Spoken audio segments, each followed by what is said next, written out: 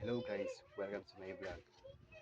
For today's videos, guys, gusto lang share yung araw ko ngayon na hindi po tayo nakapag-rides kasi wala tayong pera. Dahil hindi tayo nakapag-rides ngayon, operation linis bahay muna. Tsaka guys, meron akong gustong i-flex sa inyo. Guys, gusto ko i-flex sa inyo yung mga tuta ko.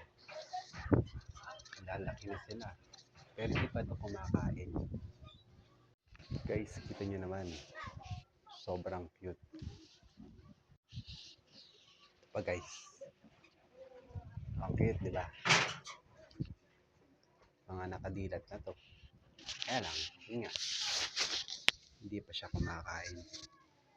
Guys, sa pag-aalaga ng mga hayop tulad ng aso, syempre may kaakibat ka na responsibilidad.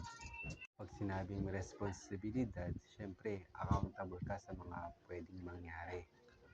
Halimbawa na dito kapag ang alaga nating aso ay nakakagat, delikado po yun. Syempre bilang may-ari, accountable ka doon. Dapat ipapagamot mo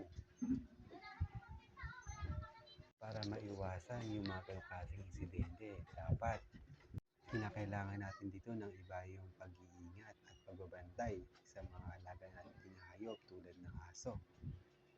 Guys, basic lang yung ating vlog ngayon. Sana kahit konti meron tayong mga natutunan. For more updates, guys, i-follow nyo ako sa YouTube channel ko. Ingat!